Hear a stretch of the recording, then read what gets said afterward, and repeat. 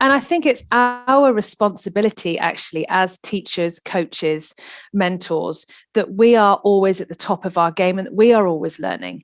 I think there are a lot of teachers out there that rely on the same exercises and have done for 25 years, the same pieces of music, they teach the same syllabus, they do the same thing. And, I'm not going to badmouth anyone else's practice. I wouldn't ever do that. But for me personally, I like to feel like I'm at the top of my game. And that's what keeps me edgy. And that's what keeps me doing 12 to 14-hour days. And that's what keeps me coming on courses like this. I'm 44. I've got a good CV. I have confidence in what I do. And this course is one of the best things I've ever done. And I didn't need to be here. I don't need to be on the course for my career. No one's told me to do it. No one's gone, oh, you don't know how the vocal folds work. You need to go on this course. I've done this myself. And that imposter syndrome starts to go away because you think, actually, if I'm feeling a bit shaky, imposter syndrome, or about my own security, do something about it, Joanna. Get yourself on a course and go, actually, I do know this stuff. And you did week 1 online. I came to you because of COVID. Everything went to lockdown. My diary cleared. My sense of identity really took a hit. I really struggled, and I've talked about that to a lot of teachers to get it out there that talking about mental health is so important. My mental health took a nosedive because actually my personal identity was so interwoven in my job. When I wasn't able to do my job, I lost who I was. And my fear was that nobody would ever pick up the phone. COVID would clear and everyone would forget who Joanna Walling was. That was my fear. I remember you saying, and if you don't mind my sharing it, because I think it is right that other people should know, I remember you just sharing that every time you rubbed something out of your diary, you felt a bit like you were rubbing out a bit of your life. And that's just heartbreaking. So I'm glad you have gone out there and told other people, because actually when you're sort of a solopreneur or a small business, people disappear over Christmas and then they don't have any money and they don't come back, and you think, have they all gone? I can remember going through that year after year. Of course, they always came back. Yeah. And when COVID hit, that was that big time. And I think well done for owning it. There's something about feeding yourself. That's the first thing. And there's also something about... You mean...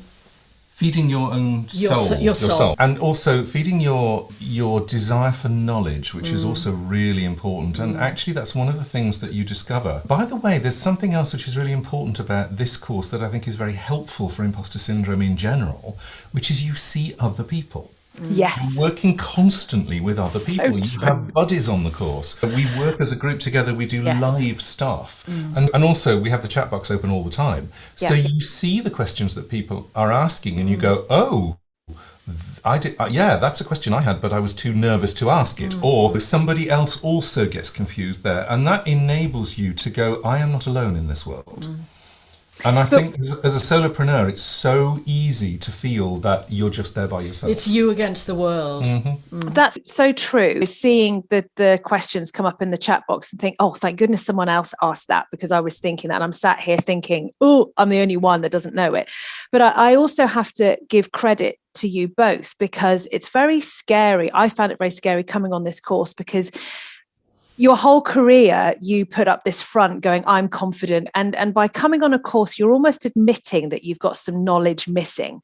And then you go through the awful kind of fear of, what if everyone else is better than me? Or what if I do really discover that I am actually an imposter? What was I thinking of the last 20 years being a vocal coach? I know nothing. You go through all of these processes, but you both create such a safe environment that I do ask questions, because I know that I'm not going to be ignored. I know that I'm going to be validated and reassured, and I'm not ever going to feel like I was the silly one, the stupid one in the room. No question is silly. And that environment that you create is gold dust, because for every confident appearance, there is always introverted self-doubt underneath.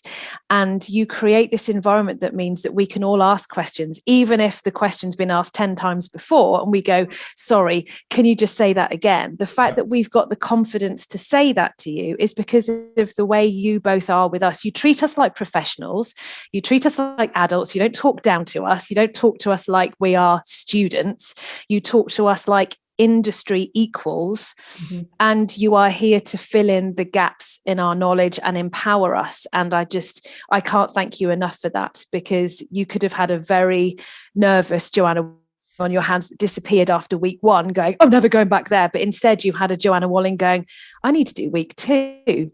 I need to do week 3. There's an accreditation program. I'm going to do that. I can't get enough, because I feel listened to, supported. And equally, there are times that Jeremy, especially because Jeremy and I have spoken more, there are times that Jeremy is able to tell me just to stop and pull myself together and get on with it. And there aren't very many people in this world that get away with that, can I just say? But I listen, and it's because of the safety, that this bubble that you've created, in that you give us the voice to speak and you listen to us, and we feel like equals. And that's so important when you're an adult going on a course. Yes. So thank you. I genuinely thank you. Well, thank you, Joanna. That's very powerful. That is very nice, actually, and it means a lot to us as well. Because that's what we set out to do. Yeah, as a teacher, the thing you want, as a trainer, the thing you want is to make a difference, and that's